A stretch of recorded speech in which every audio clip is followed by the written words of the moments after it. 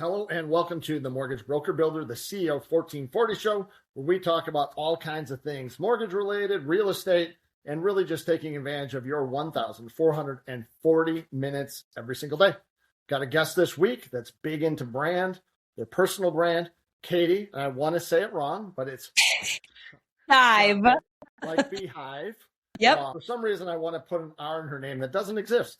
But we're going to talk about how she's come up through the mortgage industry. She's worked at a lot of different places, done a lot of different things. And right now she's helping mortgage bankers, brokers, real estate people find their own voice and their own personal brand. If you don't have a personal brand, then you sound like everyone else. You end up using those weird things on ChatGPT and saying stuff like no fluff. So, oh my gosh, we're going to be started. That's what happens, right? Everybody, like ChatGPT, takes everything that's out there. We just copy paste. Yeah. And curates it to just be, right? You sound vanilla. You're not wrong. You're not wrong. It's just that you're right. That's how we talk. That's literally, yeah, exactly. So having a personal brand, especially in today's world of using AI, I mean, it's a great tool. And that it allows us to organize our ideas and helps write content faster and so many things. But when you don't really understand at the core of who you are and why you matter and how you're uniquely positioned to help your clients over XYZ person down the street, then your content in AI is going to sound exactly like everybody else with the M dashes and the prolific fluff, and this is where the magic happens, all the things we see. And I didn't even know what an M dash was. Oh. I'm a knuckle dragger from northern Michigan.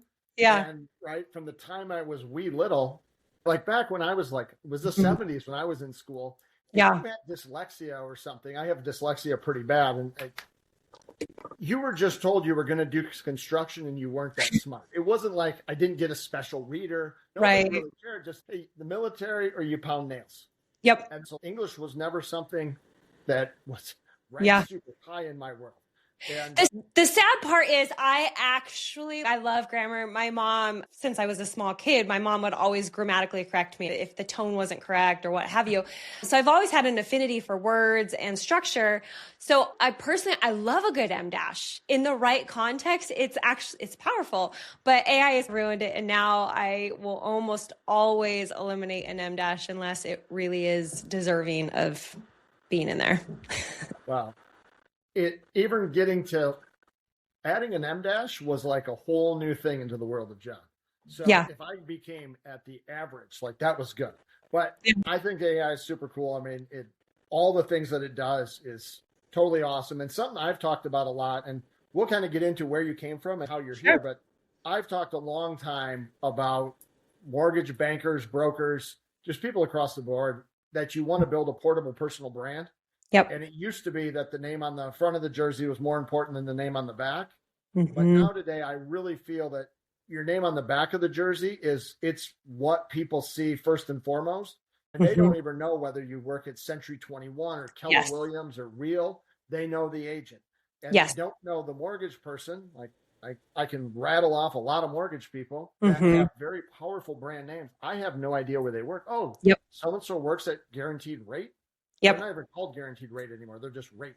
Yep. I don't even know the name of the companies, but you know the people. So let's just take a quick walk down memory lane. How'd you get started? How long you been doing loans? What's got you even in this crazy space? Nobody grows up to become a mortgage person.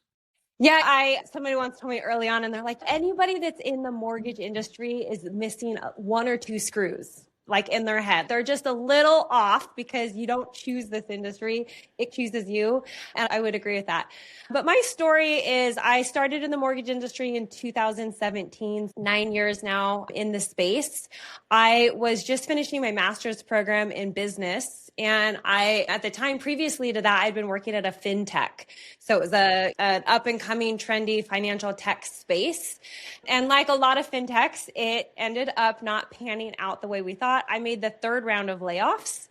And all of a sudden I was getting ready to graduate with a master's degree, just a little bit of student debt, but not a ton, thankfully, and no job. I was like, cool, this is the perfect time to be unemployed. But I had my husband at the time, not at the time, my husband still, but my husband was like, hey, don't go rush to just get a job. It's really important that you find a job that you love. And so I was really picky, and I met somebody named Shayla Gifford, which if you're in this industry, maybe you have heard of her. She's been a top producer for a really long time over at Guild. And she had done our loan previously, but my husband had always done the loans on our behalf. So I just never had gone into the office or anything. Anyways, long story short, Shayla and I bumped into each other serendipitously. And then we ended up meeting for coffee. And I was like, she's really cool. And I don't really care what she's doing for business. I think I want to work with her. So fast forward, I ended up working with 2 top producers on her team, but not for her directly.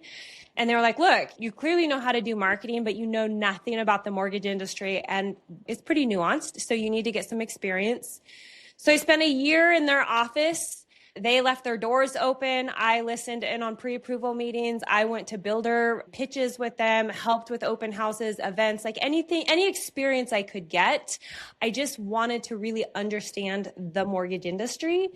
And that was 6 years of doing that. I eventually ended up helping about 50 different loan officers oversee personal branding, copywriting, events, you name it. I probably touched it, graphic design, automation. And then I decided to go out and do my own thing. I just hit burnout, and that was about 2 years ago. And so now I'm helping clients one-to-one outside of being a traditional W-2 employee. Got it. And I think it's interesting. I believe that most people, and this is the kind of something that with COVID and so many people working remote today, but you really learned the mortgage business through osmosis. And yes. It was the late 90s, right? I got into it about 20 years before you. Yeah. Crazy enough to even think that far back, but you learned how to sell, right? There was some training, but you learned just because you heard the person 2 over saying something, or you saw a marketing piece that somebody else did, or you mean they put that on a shopping cart and somebody called them, I'm going to try a shopping cart, or I'm going to do a billboard or something different, radio ads. So what's really wild is when I started, my background was in personal branding. That's really where my love for branding started, was in grad school. And so one of my projects that I had to do was personally brand myself and build a website and that whole strategy. So then when I came to the marketing space or the mortgage space, I was like, you guys need websites. We need to be blogging. We need to be on Twitter, like all of these things. And they were still like, no, we just want you to do an open house flyer. I'm like, who's doing flyers? This was back in 2017 before all of that was huge. So yeah, I learned literally by trial and error. They just threw me in the deep end, and I will forever be grateful for that, because I learned directly hands-on from some of the best loan officers that just showed me everything that they could. And if you think back to that, like Gary Vee had just written that book. Yeah, Jab, Jab, Punch. And it was a very novel concept back then to any of the stuff that social media that we now just think is so commonplace.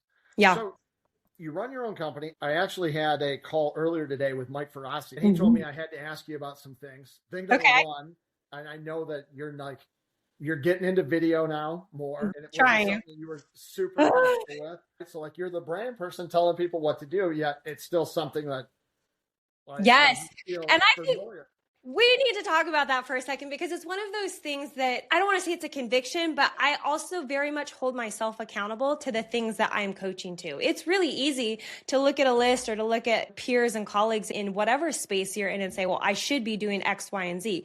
Hypothetically, we all should be doing a lot of things.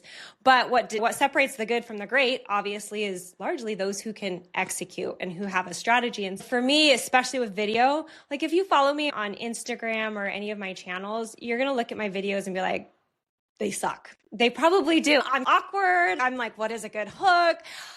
Isn't easy for me. But shout out to Mike. I did take his cohort and he just dropped some really good practical tips on improving. So that's been my 2026 is my goal of doing more video, even if they suck, even if they're awkward, it's like the only way you're going to get better is to do it. Yeah.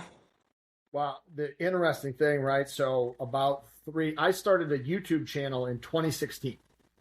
And it was. You're like an expert by now. I don't know. I didn't do it for a long time. I got some 2,000 subscribers or something like that. Like, by no means is it this massive thing. but it's enough now to where like it gets traction and you get likes.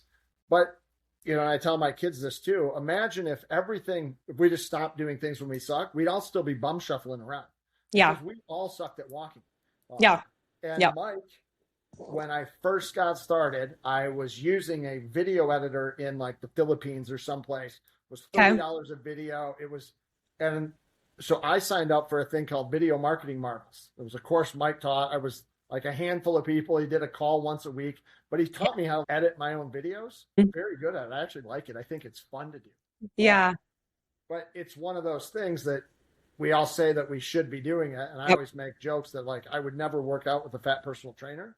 Yeah. Yep. I want a doctor, and I won't go to a doctor that's not fit, because how can they, if they can't keep themselves healthy, like, how are they going to, and that's why you'll never hear me say I'm a video coach. Anytime somebody's like, oh, I need you video, I'm like, I got a person I will highly recommend. But as from an accountability standpoint, it's that very reason of, hey, that's something that I'm growing in as well. But yeah, I think we all have to talk our walk. Anybody can talk a good game, but like you need to walk what you're actually talking to.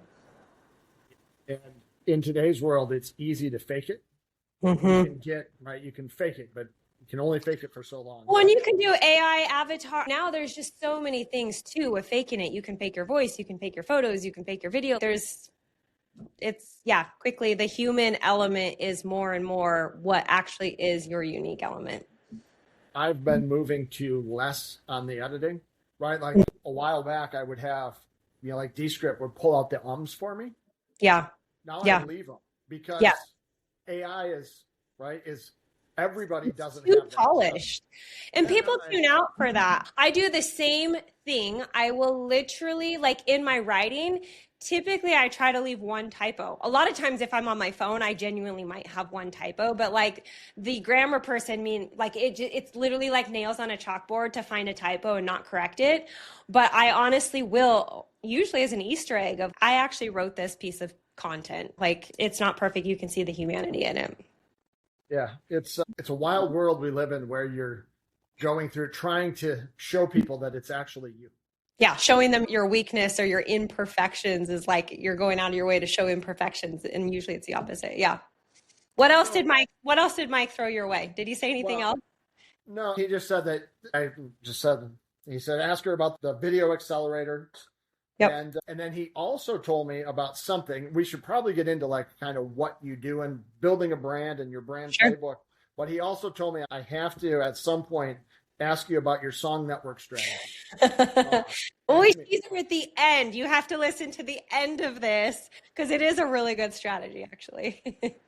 Well, and I think it ties into, I have a thing that sits right here on my desk. It's really beat up, but it says this. It says, you're not valuable because you say you are. You're valuable when others say they don't want to work with anyone else. So this has to do, so we're going to make it wait to the end, but as far as just having like an authentic personal brand and an actual strategy of what you're going about, I believe that's kind of like your specialty is helping somebody determine what their voice looks like, who they're communicating to, all that. And if you can put it in a song, like that's better yet. But I have found like that philosophy there of really adding value. You've got to get in front of people with something that's authentic. Yeah. And I found that the loan officers that I work with that can connect with their agents above and beyond, everybody can get a good faith estimate or whatever we call them these days, an LE, or they can pay for marketing, but not everybody can actually help the person on the other end grow their business. Yeah. And I think that it's because they don't know what they're trying to do. And so they're just trying to mimic everybody else. So you right now, as far as what I would say, your superpowers, you help people really figure out what their voice is, who they're talking to. Can you just walk me through? Yeah. You go to your website, but what is it that people get like when they come and work with you? Yeah. And who do you deal with primarily? Are there mostly loan officers?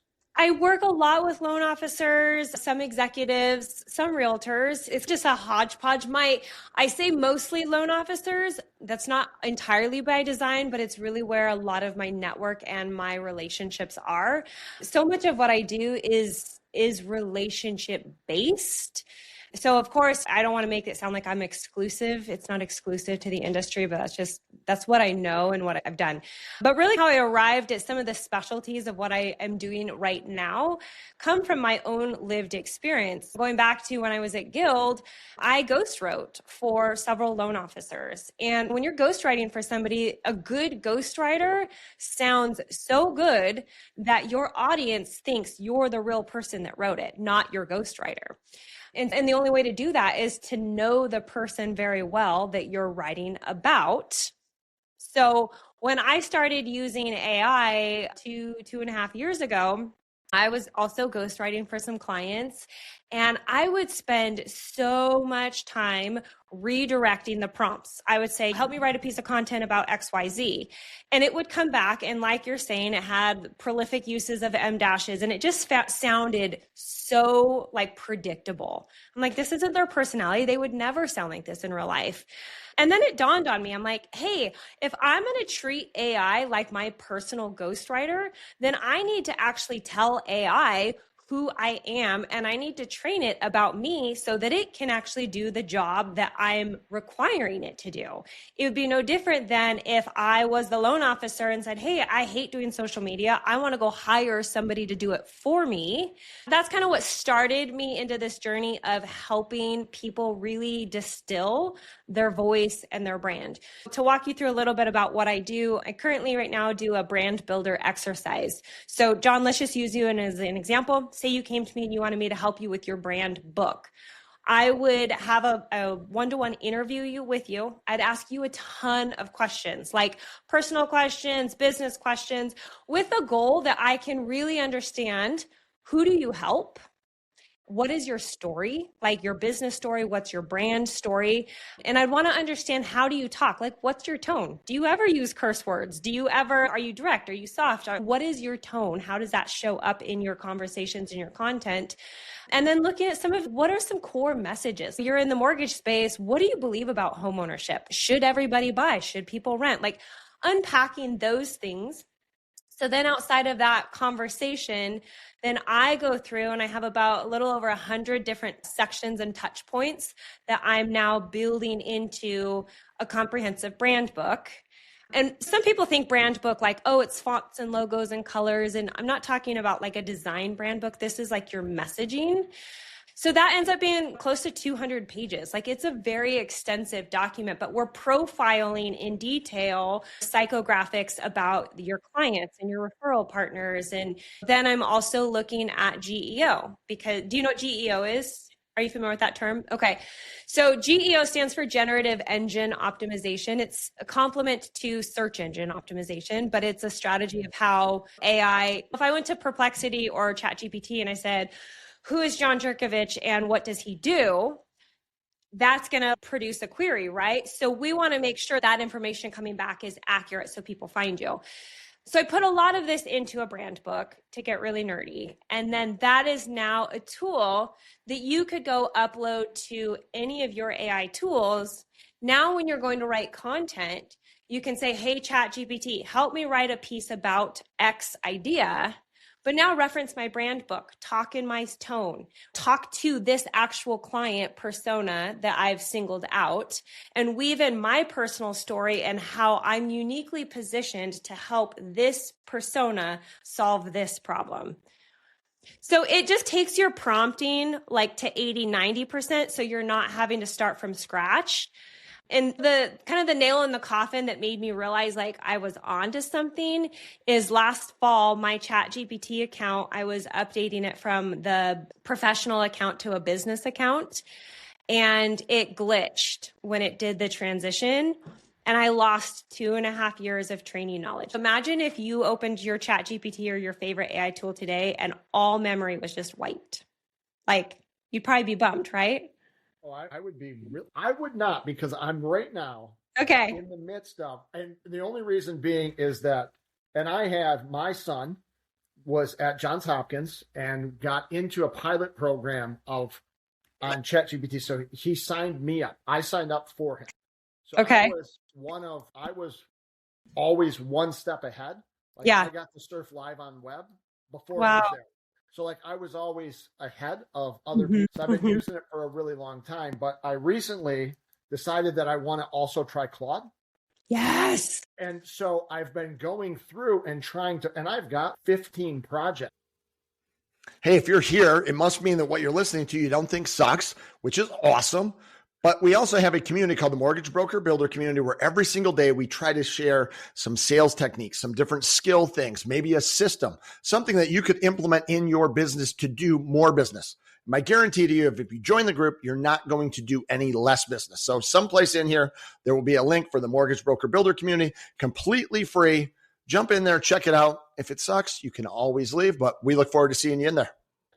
Inside of my ChatGPT with their own rules and speak like a fifth grader and you do this inside of this one. And so I've got a lot, but right now today I went through and I've been extracting all that out to try and put it into Claude. So I wouldn't be totally bummed, but had I not been going through that exercise of, I guess I'm building my own brand book. Yeah.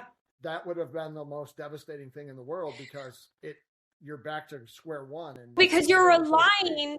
Yeah, most people rely on their use history because AI does learn more about you over time. That's how it's designed to do it. But so I lost 2.5 years of like all my stuff. And again, I was on Claude minimally and I was on Gemini minimally. But I had built all my business like frames on ChatGPT, all my automations and things that I've sold. So I was like hosed. I spent 2 days crying. I was really upset. But here's the thing. I took my brand book. I refined it a little bit, but I took my brand book. I opened a brand new ChatGPT account with no history. And I uploaded my brand book to ChatGPT. I re-uploaded it to Claude and to a new Gemini account. Because I was like, if I have to start from ground zero, I might as well across the board do this and treat myself as a test case. And I was back to writing content as good within about a week as if I had that 2.5 year account. And the difference is because now I brought this whole manual and I said, ChatGPT, here is everything you need to know about me. And I dictated it. It wasn't like 2.5 years of clunky prompts to train it to that. That to me was a good indicator of, hey, you can now be platform agnostic. You could have your 15 folders in ChatGPT, take your brand book, and there's some strategy of, hey, if you have a podcast or if you have different kind of subs of your core brand, you can do some mini short sheets on that and add that in and rebuild any of your projects on the other platforms. And it at least will have your brain and your tone and your writing style. It's not going to have the actual chat history itself, but it will have the memory at least. It's probably better. Mine gets confused sometimes because one day I was playing this role and the next day I was doing this and my son used it for a little while. So sometimes it thinks I'm Jack instead of John. And so it's a little bit clunky. That's why I literally have to go inside of. Yeah. Mine doesn't work. I have to go inside of a project to actually have it work. Otherwise it pulls. Yeah, because that project is sterile to the outside environment. Correct. Yeah, and I have found like now with Gemini, upgraded to a Gemini workspace, and some of that security reasons. So if you're under the workspace, it's I don't know the technical vernacular exactly, but it's the enterprise level of security, and so it doesn't share any of your chats and stuff where a normal Gemini account does. That's my understanding. So with that, you get 2 seats. So I have a personal seat and then I have a business seat. So if I'm writing any content or research or anything for my clients, I keep it in one. So it's like I have 2 sandboxes in my different, same with Claude and Gemini, you can do that. But yeah, so that's what the brand book is. And so it is 2-part. One is a training document for your AI tools that is really helpful. And in that, I also, when we talk about like your brand voice, some of that's, hey, never say M dashes. And like, here's a list of words, like here's some taglines that are unique to what I say, or here are the jargon that you should never say. And then the second part, it really is, I've had a lot of clients tell me, this feels like therapy. Like you're asking me questions, like I'm going way back into my journey. I've had a couple clients like cry during our interview because they're like, I've just never taken the time to recount how far I've grown or like how I overcame in this environment. And So it's cool because it helps provide clarity in who you are. And like when we say, hey, all realtors are created equal or a rate is a rate, I'm not going to whatever company just because of that. Typically, I'm coming because of the name on the back of the jersey, who happens to be hanging their license at the logo on the front of the jersey. Yeah, I think that people way underestimate how powerful something like this could be. As you get started, you're just the gurus all say, just post all the time, be consistent, which is great. But if the message doesn't make any sense, I sometimes believe that every time you put something out into the ecosystem, it's not neutral. It's either making somebody better or worse. There is 100%. No ground zero. If you do a piece of content, I used to post every single day. Sometimes it was good. Sometimes it was bad. Someone may have liked it. I now post less. I post inside of a personal community every day, but it's different things, right? Market Monday, I post something about the market. Yeah. And that's a different context inside of a personal community. That's a totally different context than I'm just going to throw spaghetti at the wall and hope it sticks on Instagram or LinkedIn. And I have noticed like good content creators are very much doing the same thing. They're not posting every day, but when they are posting, it's very concentrated to, is this clear? Is this aligned with my message? Does this actually add value? So they're posting maybe less, but people are actually reading it because the feeds are just full right now of content. It's actually really annoying to go in and look at certain things because you're like, did you have an original thought or did you just need to check a box on your calendar saying that you needed to post today? I think it's a little bit of both. Yeah. I think if you're posting zero and you're trying to have a personal brand, understand the 50 people that see you that graduated with you in high school probably aren't going to see whoever's post. Yeah. So it's original to them. By the same token, put your own spin on it. Yes. Use your own words. I do everything I start as a video. So I just like to open up. So for me, that's more comfortable. I've never been the like written word part. Yeah. So for me, it was always like start with a video, just talk at it for 5 minutes. Yep. Then go through, take the transcript, clean it up, and then get my thoughts condensed down to what would be a minute and a half from my 8-minute rant. Yep. And then go in and re-record that as like the real video, then pull the transcript, do the post. Like everything for me starts as a video and then goes downward. And then the video always gets posted, but the same concept. It's, I think, relatively consistent. Do you know why I would tell you that that's the better practice to do than the other way around? Because your spoken word is your authentic voice. You can come in with an idea, like 3 reasons why you should move to Michigan, right? And how many other people might have that same high level idea. But if you went on to your video and you talked for 5 minutes about certain parts of the state or seasons or in your own phrase, now that isn't the exact same content or the same kind of reverse prompt. So it's way more unique and that is your own spin on it. Yeah, I do a thing called Dude Approved Homes. And it's really mostly I'm trying to fall into, if you look at first-time home buyers, a very small fraction of them today, single women way outpace single men. Single men only make up like 15%. So there's, it's a poor, neglected single men. Like I'm into the complete opposite of the rest of the world. Nobody cares about them. But, right, I try to speak to that thing there, right? Hey, go out, find the fixer-upper. Nobody else wants that. Go out, do the things that make you. But it starts as like that. I have a brand book there inside of that Dude Approved, what I'm looking for. Anchorage, even Montana, Wyoming. Montana. Yeah, okay. Montana. So like you're out there with dudes that can appreciate like a place to shoot their bow and arrow. Yes. Gun ranges, being able to pee in your own backyard without the neighbor seeing you. Those are things that make something Dude Approved. Yep. And it may not resonate with somebody living in California, where the salsa was from New York City. I don't remember what one it was, but so you have to have an authentic brand. And I want to get into this song thing, but so let's just say I was somebody like you said, you deal with loan officers, thought leaders, those kind of things. Let's say somebody's out there and they, inside of their goals for 2026 is to, I want to start posting more. I want to create a brand, those kind of things. how's that process work with you? Do they go and book a calendar appointment? You sit down Yeah. with them? Yeah. What does that look like beginning to end? And how quickly could I get from sounding vanilla like everyone else to like having my own voice? Yeah, that's a great question. So there's a couple different ways to find me. You can go on LinkedIn, my website, what have you. And I would say, hey, let's hop on a discovery call so I can really understand what are your goals, what are your needs. And some of that looks too just AI fluency, like how much are you using AI? And some of the things are who's helping you with content, or are you doing it yourself? So you get an idea of what the width and breadth are of what you need. But then we would do the brand book. I typically do a 2-week turn time. So from when I record our conversation to me building out their brand book. And then I have another meeting with them. We review the brand book, look at all of the different sections, make sure there's no huge edits that are needed. And then I provide a couple custom GPTs. Do you use custom assistants at all? Custom AI tools? Have you built any? What do you mean?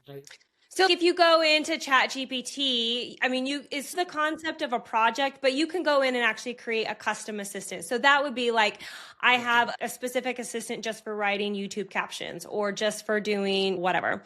So we determine a couple of assistants that they might need. And then I specify that with their brand book and build that out for them. And then we would go over if they want more support after that, then that would look like a coaching package or something. But the goal is let's get some foundation in what your brand is.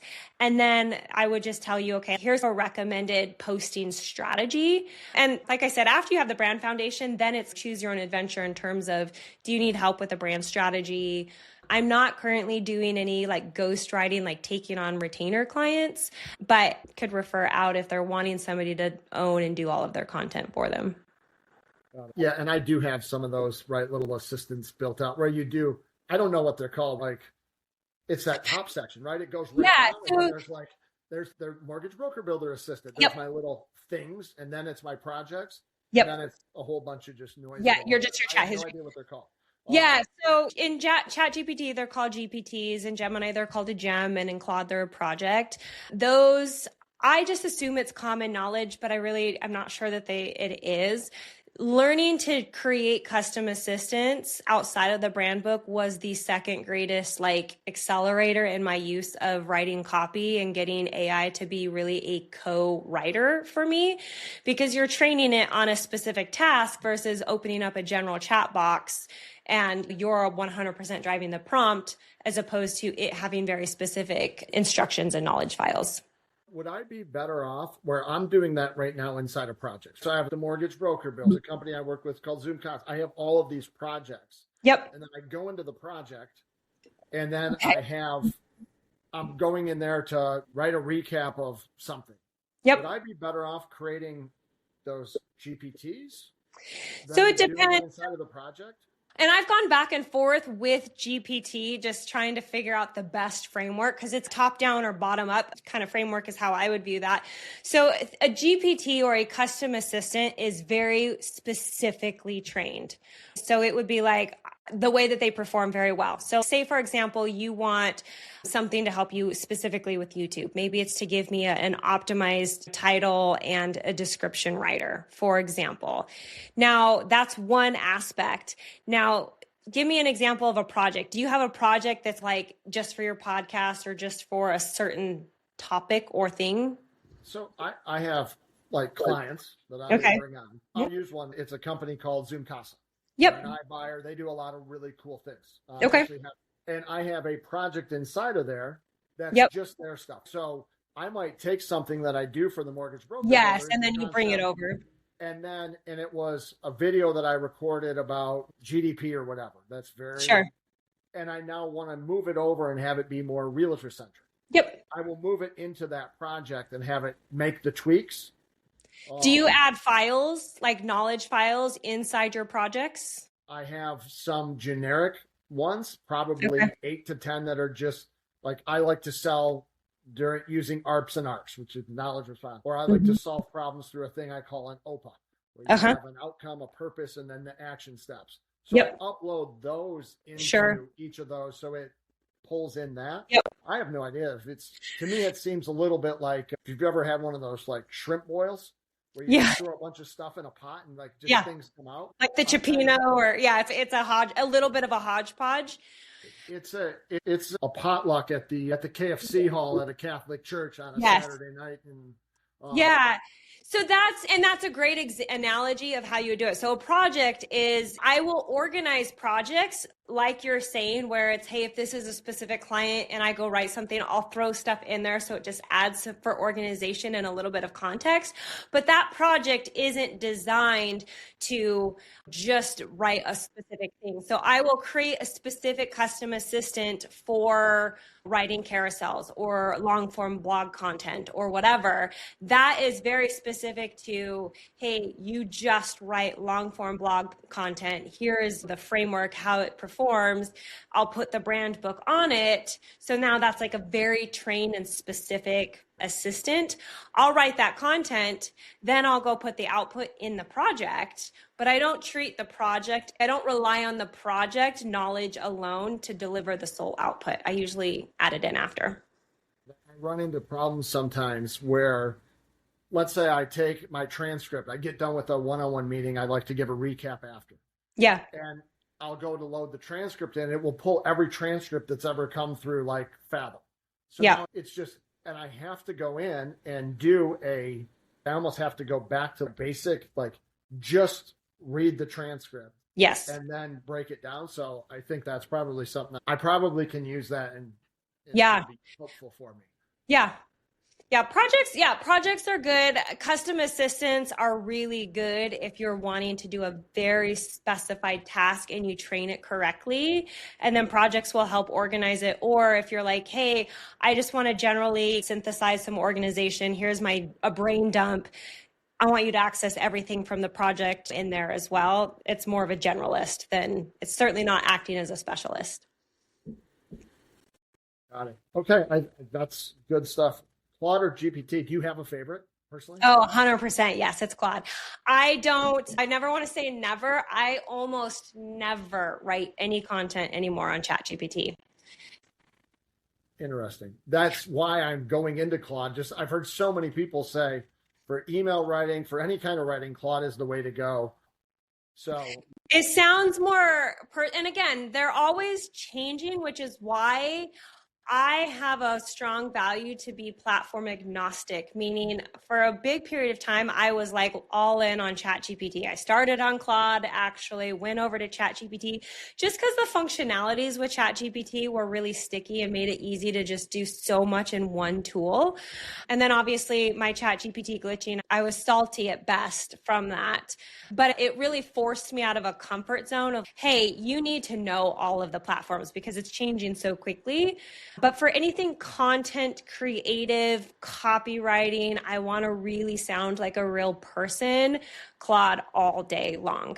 And Claude is doing something where they have something called Claude Skills now, and that makes it more portable. So instead, like you used to have a custom assistant in GPT that was trained on one thing, but you had to go into that specific task just to activate that one assistant.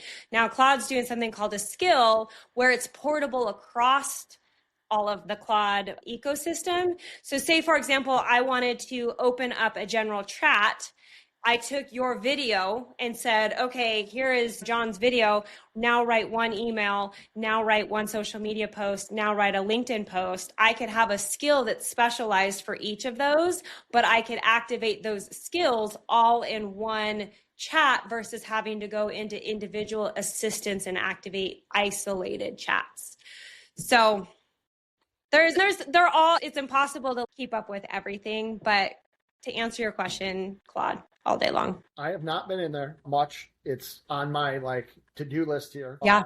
Do you remember, and maybe this is still a thing, like feng shui, when people would have somebody come in their house and make it shabby chic or whatever? My husband's Chinese, so as much as I thought it was just a design slogan, he's like, no, it's actually like feng shui is real and it's culturally, it's very real. It's what you're doing, right? Like it's your personal brand is like your feng shui. There's something there that, and if it's important to do in your house to where all of the stuff matches. Yeah. Like my wife is big into making sure that our house, like the chairs match the same decor as the next thing. Yeah. I think that we're really chunky. We've got a square modern sofa with sitting next to a antique something is the way most people organize their stuff. Yeah. So what you're doing there with the brand books is getting it to where your whole house looks 18th century, whatever, or whatever your feng shui is. It's consistent. So it's okay. Let's get like your brand story and your foundation, right? Hey, you're still here, which means that the stuff we're talking about is of interest to you, or you're looking at growing your business. You're looking maybe at doing more, or looking for new, fresh ideas. And if that's part of your game plan, if you're open-minded and you want to try new things, we have a community called the Mortgage Broker Builder Community, where every single day we drop different, whether it be sales techniques, tactics, systems, different things that you can implement into your business to potentially do more. And my guarantee is if you join the community, you're not going to do any less business as a result of it. Someplace here on this page, there will be a link for the Mortgage Broker Builder Community. We look forward to seeing you in there, and welcome. Let's grow together. You get that into one document. You personally get clarity on that. You take that in one document. Now you're going to go over to Perplexity, Gemini, ChatGPT, and you're going to set it up consistently. Then when you start testing out the different platforms, you can see the strengths of the platform, but it's all through a single source of truth, which is your brand book, and it's organized, consistent, so that whatever output you're using is pulling from the same piece of information. Something that we've been trying to do more and more, right? Like actually when you don't just post to Instagram, actually also put a blog on your website, because the blog is going to work with the LLM or GEO. Holistic approach across the board. So tell me, so again, anybody that's still here, we haven't bored you to death, which is good. Your brand playbook, just having these things defined, I don't even know what it costs to do any of this, but it's probably well worth your time as far as the amount of money you'll make over the next 12 months. It's probably far greater than anything that this will cost. And I have no idea what Katie even charges. But whatever it is, to get clarity on all those things, I've seen a lot of loan officers, brokers, owners, people that have no clue what that looks like. And it's really hard to move forward without a game plan of where you're trying to go. And I have a degree in exercise physiology. I was a personal trainer. You couldn't have somebody come to the gym that says, I want to get fit, I want to get ripped and super strong at the same time. Because if I want to bulk up, I got to bulk. I can't be cutting. So I think that having what you do is super important to get that clarity to grow your business off of. Most people, they start with posting, but they don't have a strategy and they don't have their brand defined. So I always tell people, hey, before you start getting really consistent and putting things out there, let's really determine who are you trying to speak to, and why should they listen to you? What is important? Now, once you can define those elements of your brand foundation, now let's look at your strategy, because not everybody needs to be on TikTok or all of these platforms. So what are your marketing goals and your business needs that's going to drive revenue back? Now, once we've defined that, now you go create the content, which should be much easier because we've created the foundation, we've established the strategy. Now the content is just the playbook, but it's executing off of doing the foundational work first. So a lot of people have the people that just post. I see this all the time. If you have problems with not knowing what your call to action is at the end of your post, it's because you don't know what your message is. And I see it all the time. People post some great thing on Instagram about 5 key steps to home ownership, but there's nothing on the tail end. And so all they did is gave somebody the idea, and then they Google it and they find somebody else that had a good call to action. And you gave them the idea, they shopped and went someplace else. So again, having clarity around this whole thing is super important. So you need a personal brand. So tell me about this. I want to know a little bit about this song strategy. We're like going on, I don't know, 46 minutes. I try to keep these under an hour. So I'll be quick. I heard all about your song thing. I think it's great because I'm always looking at ways to catch somebody's attention. And get a little hook in them. So tell me about your song strategy. So I also accidentally stumbled into this. I had a client that had a really outside of mortgage, a very specific audience and much more emotional, with specifically around mothers who have lost a child. So obviously it's a totally different audience, a different message completely. Anyways, we were working on a project and I was like, what if we put that into a song? So long story short, I threw an idea and into a song, AI song generator, and it was like amazing for her brand. What I do, I call it Serenade Your Songs, but really it's, if I have a call, say I have a call with you or something, what I like to do is I'll take just a brain dump. I'll go into any of my AI tools and I'll just do a voice text into a new chat and I'll just brain dump. Hey, I just got off a call with John Jerkovich. We talked about his podcast and this and that. And I'll throw in some things that I know personally about them. And I'll say, help me write a song about this person. And then AI will literally give me the lyrics. I massage that till I feel like it's cool. Then I copy and paste those lyrics into an AI songwriter. And it, in under 60 seconds, it will give you 2 versions of that song. And you can specify like the genre. I want it to be heavy metal or country or instrumental or whatever. And then you can customize it. So you can, I like to put like their headshot or a photo of them. You can edit the language or the lyrics that are displayed. And then you just send them a link. So then I'll usually send them a text and just say, hey, I was so stoked on our call today. I wanted to make you something. I hope this puts a smile on your face. So it's just a small little thing to disrupt the pattern. Because a lot of times we'll send a text or maybe we'll send a voice text, but now that's so predictable and common. So if somebody literally, John, if I sent you a text with a customized song, would that disrupt the break for you? Of, oh, this is different. 100%. Anything that's outside of the norm is what you have to stand out to. You have to. So it's been cool. You could do it literally if you, it's a little bit weird. I have found if you have no context with a person, it's a little bit weird. Like I wouldn't go find a realtor, the top realtor in your community and go write them a song and be like, will you have coffee with me? Maybe that would work. But if they've never talked with you, it's a little bit weird to be like, oh, how did you get that information? So much is public. But I always like to, if I've had one touch point with them, and part of it for me is I just want people to feel like there's a connection to me, right? Like I want somebody to feel like, hey, when I got off the call with you, I was present on the call. I listened to what we talked about and I genuinely care. And I hope this puts a smile on your face. And so I will literally, I can make songs in between stoplights. I'm not joking. It's that easy. I have made songs in between stoplights. Some fun ways I've done it for my kids, for birthdays. I did one song for my husband's anniversary. The most off the wall I've ever done is I was hanging out with some friends and their doctors, and one of them works in a colonoscopy center. And they were like, oh, your AI songs are so good. Can you write a song about a colonoscopy? And I was like, hold my beer. I didn't have a beer, but it was, and I made a song for them about colonoscopies. I'm not joking you, John. They took it to their hospital leadership. He works for a really remote hospital in the bush in Alaska. Like you can only access it by plane. And the hospital loved it so much, they ran it as a public service announcement on the radio or like on social media to help people book colon screenings to prevent colonoscopy, off of an AI song that we made in Glacier National Park on a family vacation. So I think that it's genius, right? You have to do things that stand out apart. Yeah. And in today's world, the more bold you can be, probably the better.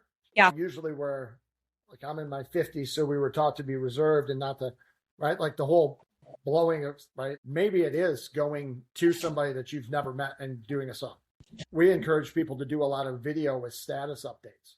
So instead of sending somebody their pre-approval, send them, hey, it was great to talk to you, right? An actual video. Here's your pre-approval, walking them through it in video, a shared screen and sending it. Those were so well received. Yeah. So I'm going to try and make some songs. Here's one other breadcrumb. Have you done anything with Notebook LM? I have not. I hear all about it. I'm just not, I'm not a Google guy. Yeah. So I'm a Microsoft guy. And I think that Notebook LM is inside of the Google world. You can get an account for free. And there's some really cool things that you can do with Notebook LM too with, like, for example, I have taken people's reviews online, literally just highlighted their Google reviews. So like any mortgage brokers listening, you can go to, if there's an agent that you're working with, go to their Google profile or experience.com, highlight their reviews, go throw that into Notebook LM. You can have a free account and then ask it to generate a podcast episode or a video, or there's a lot of different learning tools that can produce. And it's really cool. Some of the tools that you can use to take back to your realtor partners for training. And it's all based off of their reviews. LM. Okay. I got lots of stuff. This has been great. I truly appreciate it. Right now, it's whoever, there's so many tools. Yeah. It's just being able to take the tools and learn. And it's always been, I think Alex Hormozy says, for as long as we go back, it's been man with tool. We just have better tools today, but we're not being replaced. You need to understand how to use the tools. Yes. And embrace these things, figure out how to use them, find help wherever you can. Yeah. And for me, I'm trying to just take in as much information and use it as best as possible. There will be people way better. I just don't want to be the worst at it. And that's exactly it. We can all get overwhelmed. And I think there's so much intensity in the narrative is you're getting left behind and AI is going to take your job. Hey, if you're a human and you're still really good at what you do, AI is not replacing you. Certainly not today. But I think we don't have an excuse anymore to just dabble in AI. I think we're beyond that now, and we have to at least be embracing it. So I always like to encourage people, don't be overwhelmed about trying to be an expert. Try to do something every single day that is just testing your fluency, and you'll just learn a little bit every day. You'll be fine. Yeah, we were on spring break with my mother-in-law and a bunch of people. We're down in Florida, and my son, he's 9. And we will take pictures of people, and then we go to Gronk and you upload it and it turns it into a video. Yeah. And so he's the one writing the captions, and they were blown away. How does this even exist? Almost as if they'd never seen an AI video. And right. To us, it's AI videos now. It's past. It's no longer cool. But of the people that were there, they were blown away that he was able to get a chicken to attack a kid at a table, and that he made some. And he's And he's 9, but he takes the picture, he puts it, he opens Gronk, and he goes in there and he just does it. But most people, I don't even think, have any idea of even how these things exist. They don't even know that it's AI. Yep. It's pretty wild. This has been super cool. Any things you're super excited about? There's so many tools that are changing all the time. I'm really excited to see the tools that are coming. It is helping people be more creative. But I'm getting more excited to be back in human, toe to toe with people in rooms. I'm almost going opposite. I'm very much embracing all in on AI, but I am very much excited to be back in person with doing events and things. Cause I think sometimes we can go so far off this way. It's, hey, go get in rooms with people. That never let AI or your digital content replace being in real life with people and showing up and having value and just being a human. Yeah, the pendulum will always swing, right? If you've been in mortgage, it's the shiny penny today, right now, the shiny penny is AI, but it doesn't replace you being connecting and building and having conversations. Well, it's the connections that matter. For a long part of my career, I was really good at mortgage knowledge, understood all the moving parts. That's a dime a dozen today. It doesn't matter. Knowing Fannie Mae guidelines doesn't matter at all. Yeah. But being able to talk to somebody about them and share how you apply it and those kind of things, it still matters. So we all have a spot. You just have to continue to carve out yours. And what it was 6 years ago may not be today, but there's one out there for you. Yeah. Anybody that's here, if you want to help with your personal brand, reach out to Katie. She'd love to help. We will include links down here someplace for her website, but it's just KatieShive.com. name.com. Yep. Instagram, all those places. Yep. Instagram and LinkedIn. I thank you very much. I'm going to hit stop on here. Don't leave, though. We got to make sure that it uploads. Anybody that's in here, if you're not part of the Mortgage Broker Builder community, jump in there. It's free. We talk about stuff like this all the time. Check out Katie, any of those kind of things. Thank you all, and have a fantastic day.